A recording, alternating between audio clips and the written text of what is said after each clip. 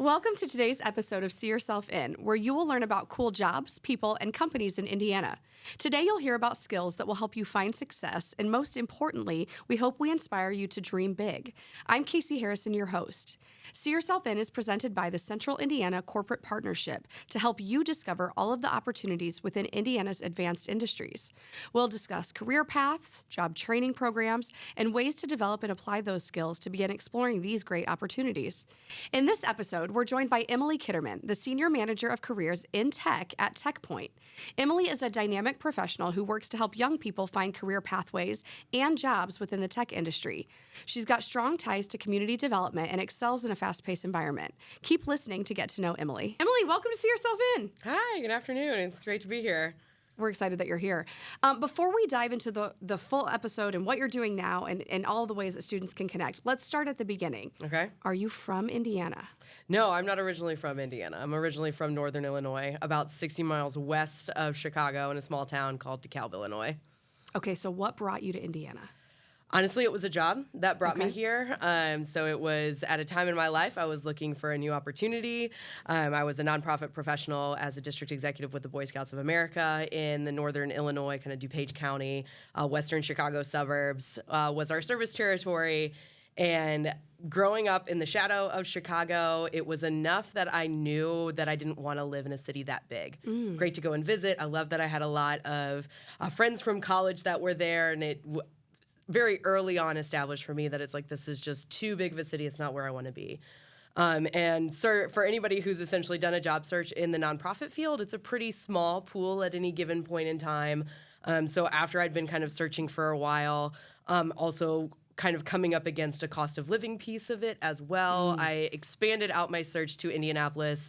I had some ties to Indiana. My mom grew up in Evansville, Indiana, and had recently moved back in, late 2015. And so I had been to Indianapolis just from some family that had been in the area, and so just kind of on a whim, expanded out the search and found a role that was specifically in the fundraising realm for a youth development organization called Playworks, and really took a chance and just kind of threw it all to the wind of like, all right, let's pick up and move to a city where I have no connections really and no deeper anchor point at that point in time and just sort of see how it goes. I love that perspective. And that was in 2017. Sorry, I think no. I think that perspective is so important because we often have guests on that in their, whether it was their childhood or as they were in college and early 20s, mid-career, they were thinking, I can't wait to get to a larger city. And you were thinking, actually, there might be more opportunities in a less large city. Yeah, I think it was kind of just the perfect storm of it. I mean, the town that I grew up in, it was a relatively small town. So I had that just small town, small community feel that had been such an anchor point of my childhood and the life leading up to that. I went even farther west to the Quad Cities for my undergraduate, to a small liberal arts college. So again, kind of fostering across the campus. There was maybe 2,500 total students, and I was very involved. So it was an environment where going around doing different things was kind of coming up with people that I had either deep relationships with or an acquaintance with. So that was really kind of where my niche was, and knew that I wasn't getting that from that big city feel. And I feel like from day one coming into Indianapolis, immediately felt that it's like, this has that small town feel. That like 2 degrees of separation was honestly one of the first things I experienced coming here. It was week 1 on the job. I had a meeting downtown that I had to go with, and I was wearing the organization t-shirt, so it had the logo on it. And as I was walking back to my car, somebody stopped me on the street and just points at my shirt and is like, Playworks. And I was like, yes. He's like, I'm on the board. And I'm like, I'm new. I just joined the team. And we just hadn't had a chance yet to meet. And I feel like that has been my experience ever since of there really is this ability to have that deep kind of connectivity to others, and it has sort of that fostering of a small town feel while still having the major offerings of a big city and with a lot to do, kind of that neighborhood identity and independence as well in areas where you can get more kind of deeply embedded into specific areas if that's what you're looking for. Yeah, it's really special here. Yeah. Yeah. Okay, so you spoiler alerted a little bit that you ended up at a liberal arts college, but was college always the plan after graduation? Yeah, so I was always, like in high school, was always on kind of a post-secondary track. Okay. And essentially it was just kind of what that looked like. It was, for me in high school, like many high school students have to do, they are tasked with what do you want to do with your life? And having to pick a pretty kind of daunting task is to identify a career field. And like most high school students do is you pick familiar fields, ideally something that or job prospect that aligns with something that you're familiar with or you have embeddedness with your family. For me, at that point in time, I was really good at math and science, particularly biology in my anatomy classes. So I was like, I want to be a doctor. That's what aligns well with what I was really engaged with and excited with at that point in my life. And of course, that led to a post-secondary track. So that was something that was pretty early identified and went through all of those sort of proper streams as far as applying for the FAFSA and doing the campus tours and things of that nature. So it really was never kind of out of the question. I think the biggest piece at that point, it was where was I going to go? Growing up in DeKalb, Illinois, for those who aren't familiar, is where Northern Illinois University is located.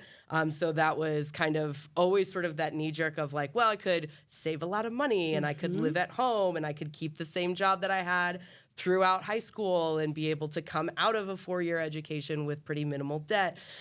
So that was always kind of the quote unquote plan for a pretty significant period of time. And then didn't want to essentially put all my eggs in one basket, as I feel like many high school students, if you're looking at a college track, it's encouraged to apply to multiple schools. Why wouldn't you? Particularly at that point, I think there were, automatically, if you took the ACT, it was going to send it to X number of schools with no charge.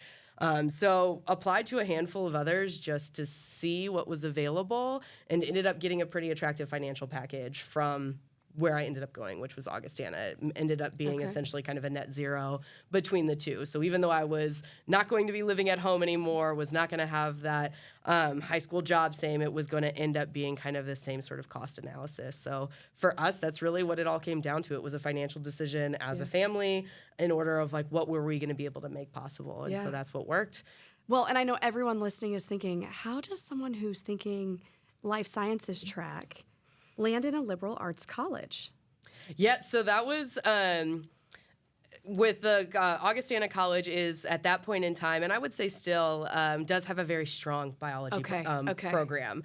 And that was part of that campus tour. So because I had sort of self-identified already what this career trajectory was going to look like, part of that campus tour included meeting with the head of the biology department. So got to sit down with him and do a Q&A with, honestly, my entire family was with me. It was my parents, my grandparents that were kind of along for the ride. And that, I think, at that point in time did further solidify that decision piece of it.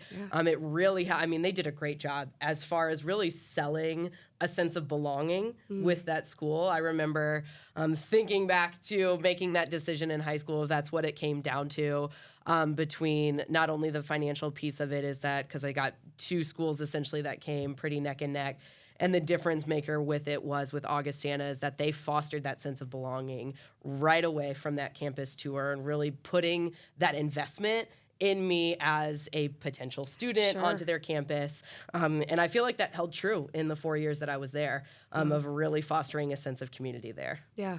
It's nice to have community. It is. At that point in your life where you're just discovering so many things and doing it sometimes on your own. Yeah. It feels like, well, I want to transition a little bit past your education and maybe into your career now, because today Emily's the Senior Manager of Careers in Tech at TechPoint. For those unfamiliar, TechPoint is the growth initiative for Indiana's digital innovation economy, focusing specifically on expanding the talent pipeline, enhancing connectivity, and elevating the industry. How would you describe TechPoint? I think that does a pretty good job of sort of describing it, but there are a lot of buzzwords in that definition.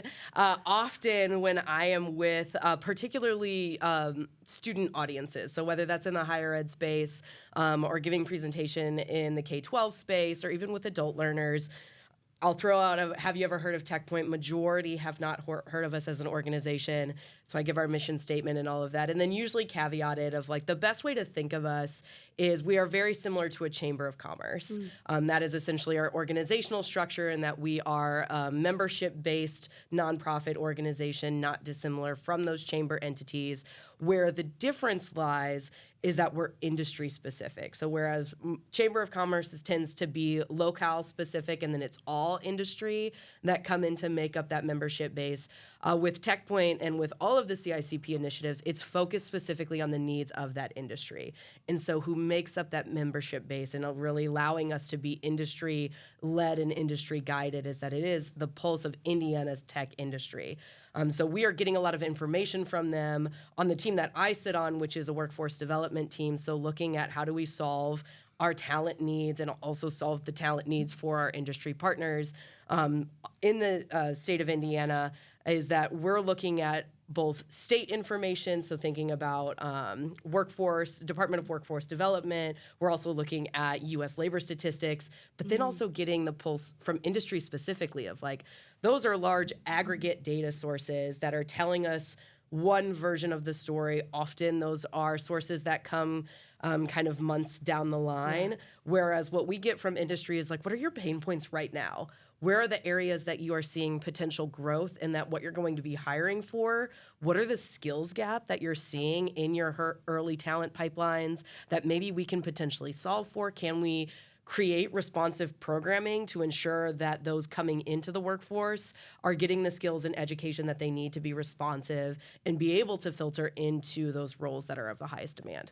Well, and I'd love for you to maybe talk a little bit before we go specifically into what you do and all of the opportunities that are available to people listening. But I want to hone into, and maybe you can help position it, the evolution of Indiana's digital economy in the last decade, 5 years. I mean, it's been tremendous. Yeah, it really has. And that's been something. So I came, again, my career background has all been in nonprofit coming into it. So I didn't come from tech. This was something when I started at TechPoint in the beginning of 2023, really had to kind of learn on my feet and learn very quickly about what are all these kind of buzzwords, what's going on with this sort of like elusive tech industry that we all know about and are deeply immersed in, but I think the majority of people just kind of leave it over there of like, oh, I'm not tech, so I just don't really think about it too much.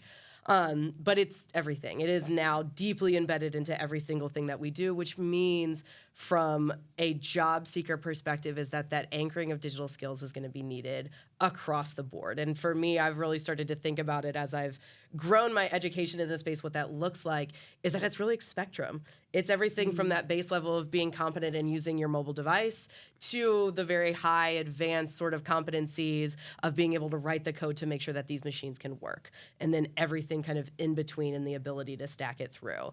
As far as the story from TechPoint and in Indiana specifically, TechPoint was honestly founded as an organization under CICP to begin and nurture a tech economy in the state of Indiana because there really wasn't one.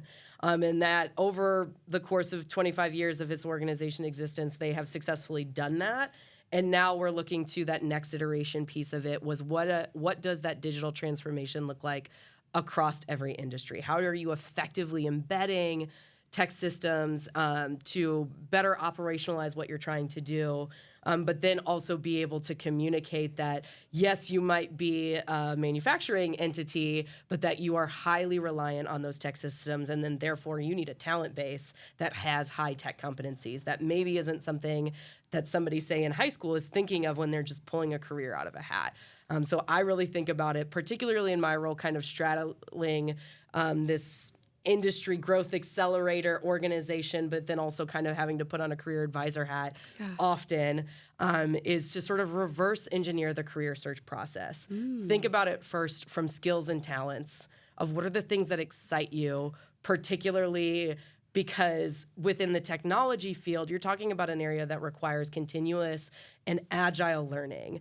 the technology is evolving at such a rapid pace that those who have been integrated in it for so long, it's because they had such a hunger for learning. They wanted to figure out how things worked, how could they make things work better, how could they use then the systems that were around them or the tools that were around them to make it work the way that they wanted to.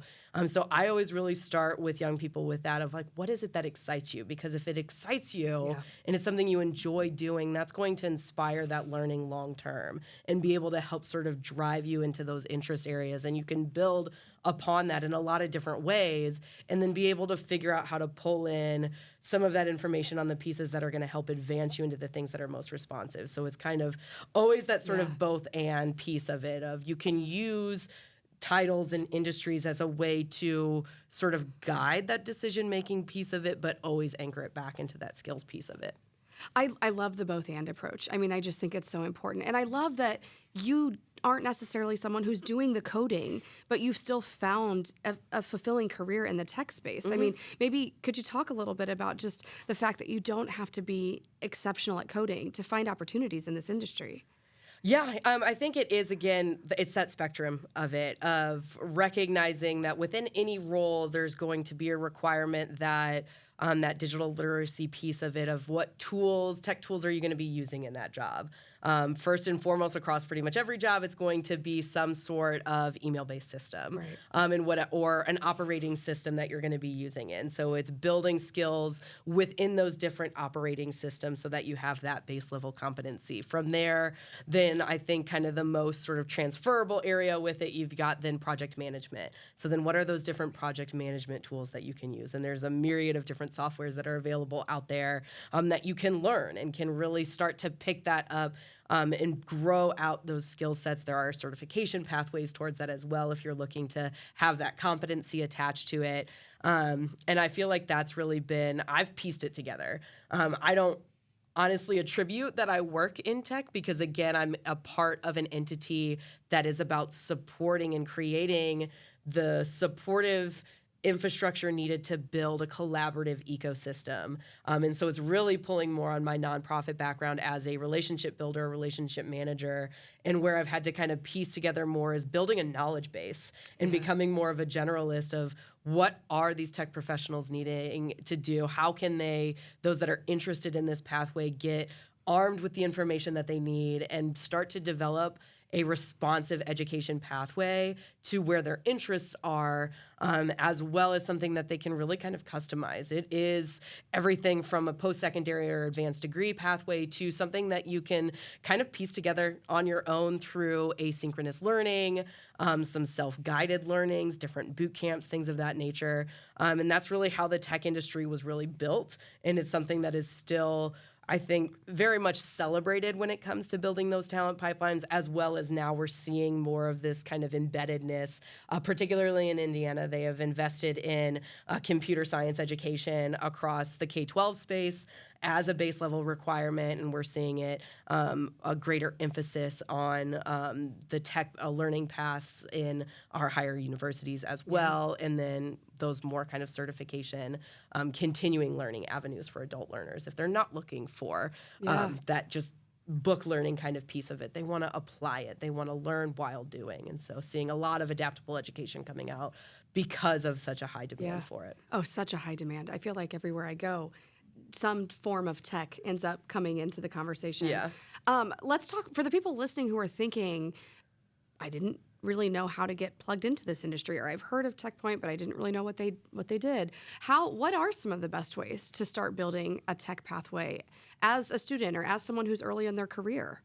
Yes, so that's honestly what my whole job is. So the platform that we have, it's a web-based asset that we've built. It's called Careers in Tech, that you can access through our website. It's also, we have a vanity URL. It's careersintech.info, and that's where we've housed the information that we've gathered from our industry partner, as well as free learning pathway. There's a built-in resource directory in there.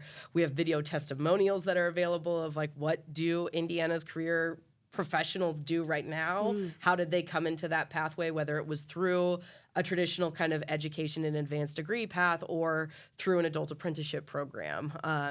So being able to just sort of start to gather some of that information. I think the biggest asset of our careers in tech site is we have developed out career pages for the top 25 careers in the state of Indiana.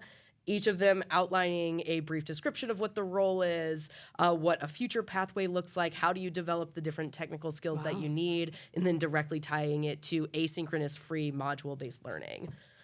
So, asynchronous free module-based learning. So if you're listening and you're like, this resonates with me, I want to work in tech, or I'm passionate about tech, or I'm just interested in tech, go learn, right? Exactly. The information is there. Exactly. Yeah. Oh, brilliant. Brilliant. You work and have worked at the intersection of a few different advanced industries. I mean, what is it about this work that you're so passionate about? For me, what brought me into kind of nonprofit specifically, because I pivoted, honestly, my education pathway originally was going to be go into medicine. That was where I got my degree is in biology. And I've spent now close to 10 years in the nonprofit sector and as a nonprofit professional, pretty far from health. And honestly, it was just being open to opportunities that were presented and just kind of leaning into challenging my own comfort zone. And I think with that is kind of that initial sort of knee jerk of like, this feels kind of scary.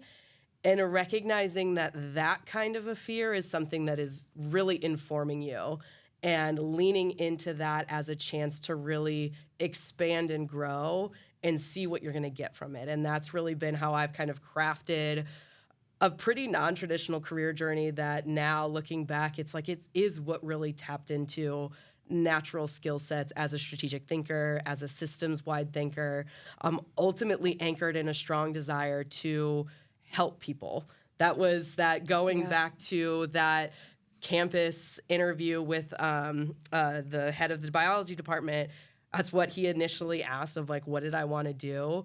And it was a very simple answer of I wanted to help people. And he immediately fired back of how do you want to do that? And have essentially spent from my undergrad years into now of figuring out what does that look like and creating a professional trajectory to try to tap into filling that cup in that way in a way that applies to natural strengths and skill sets, and then just being open to the opportunities as they have presented themselves, and trying to sort of anchor it back into that piece. And that's really, in the role that I have with TechPoint, that's where I find the greatest fulfillment, is that it's people that have questions, and it's navigating an area that has been pretty exclusionary for a pretty long time. And I think a lot of that is because it exists in this sphere that seems unattainable, because it's such a specific knowledge base, and we all have the capability to learn something, even if right away it doesn't necessarily seem attainable, and that it's a language necessarily that you don't speak, and it's about breaking it down into those sort of smaller pieces and chunk that makes sense, and then putting it through a lens of how do you learn most effectively, and then being able to apply it that way, because we all have figured out how to use and work alongside technology as it has become more integrated into our lives to the point in which that we really don't think about it. Yeah. And I think particularly about our newest generation kind of coming into it, it's become this piece of their life that they sort of take advantage of. And to the sense of like, it doesn't even seem like it's there. And so how can we help sort of break that down a little bit more into the, well, how do these things work that you sort of just have always been available to you, and start to help that make a little bit more sense so that they can see what does a future look like into the roles that are in most demand and are available, so that they can leverage themselves to be an asset and be able to design their own path in things that actually excite them. Yeah. Oh, perfectly said. Perfectly said. We're coming down to our last question, but before we do that, I want to ask you, we recently had Sam Huser on, who participated in the Xtern program. Yeah. Could you talk just a little bit about that program? Yeah, so Xtern is honestly, it's TechPoint's like tried and true program. It's how a number of students and people just within our kind of our larger community know us, and a lot of it is just because it has been so successful. Now, this was just our 11th summer running that program, so it's got some staying power. It has a pretty robust alumni network attached to it. And our Xtern program, it is a 10-week full-time paid summer internship program, particularly in like tech and tech-enabled roles. So think about your project managers or your business development specialists are really reliant on tech. So it's not just kind of the coding and software dev roles. There are quite a lot of those, and the majority of our externs have fallen into that professional sphere of it, but it is really expanding out more into those business functions as well, including things like marketing and communications that we're starting to really sort of recruit for. The biggest benefits and what has made Xtern such a popular program is because by going through us, we are covering your housing for the summer, so for that 10 weeks. So it's a residential style program, so not too dissimilar from a residential college model. So it's something that's very familiar for college students as a way, again, kind of circling it back to where we started, building community. Yeah. Because we bring in this cohort, so we're not the ones that are employing them. We're just sort of serving as the facilitators to get them connected with companies. The companies are the ones that are employing them for that internship. But over the course of that 10 weeks, we bring all of those externs together for 3 weeks worth of programming where they're doing professional development, network building, and really sort of fostering that community feel of it. Ultimately, it's kind of a bait and switch for us because we're selling Indiana. Yeah. We're trying to plant that seed that there is a tech community here available to them, to these professionals that are interested in those fields as they continue and finish out their education journey, but also that there's a lot of vibrancy here, that we do social and community engagement programming, so as a way to really get them connected and not only foster those bonds within their cohort and sort of provide that wraparound support that you don't always get at an internship. Sometimes you show up for a professional internship and you are there to do a specific job within a period of time and that's it, which you get really valuable skills out of that. That's something that you get to add to your resume. But I think a lot of us really do crave that community building piece of it. We want that extra piece of it. And we know that that has a direct transferability as far as developing those soft skills, those interpersonal skills that you need to be able to bring into a professional environment as you engage with different audiences, whether at senior level, peer level, whatever that looks like. Those are the things that you need. And really, what we hear from industry as far as what the biggest gaps are when we talk about talent shortages, it's those foundational skill sets. So that's really where we put our greatest emphasis on through this very intentional programming. And I think, you spoke to Sam, and it's like, I think what we hear most from our externs is that it's so much more than just that professional internship opportunity. What we really serve as is kind of helping open those doors, make those connections, but then provide that really deep, holistic support to them so that they are successful and that they have something that they think back on fondly, ideally as a way to come back to Indiana and really invest a future here, even if they go somewhere else immediately after graduation. And we've seen a lot of that, whether right after they graduate, they accept an opportunity here in Indiana, or they go away for a little bit, and then they come back. And that's been true through what we have seen with our alumni network, which has kind of grown from the success of that Xtern program of how can we continue to foster that really healthy community with people that have gone through our programs, are big champions of it, and then can continue to support each other long term. Well, and just ripple upon ripple of impact from individual all the way out to community and industry level. I mean, to have those colleagues that you go through the program with that then become coworkers and peers and mentors, and that's absolutely beautiful. Okay, at the end of every episode, we ask our guest to share 3 things that you've learned on your career journey that you might suggest others learn from. So 3 things. I feel like we've kind of touched on it a little bit, but to really just sort of distill it down, I'd say it's having kind of that openness to that really anything that comes your way can be an opportunity. And so it's just having a little bit of somewhat kind of foresight, but I think more than anything, it's just having an open mind to those opportunities when they present themselves, which I think kind of leads into the second piece of it, which is being willing to go outside of your comfort zone, to take those risks when you can and be willing to just jump into kind of an element of fear a little bit, because that's really when I think some kind of magic happens, is when you challenge that comfort zone, you be willing to accept that kind of little uneasiness that you're like, this is something I haven't seen before. I'm not necessarily equipped. And I think that's really when you go into that with your full intention and with your full heart, is really when honestly so much magic happens and so many additional doors open, things that you weren't expecting, because that's really when you do start to lean on those natural talents, those natural skill sets. And you start to just meet different people, you explore different areas, you start to expand your thinking even more. And I think that's really the last piece of it, is cultivate a life of continuous learning.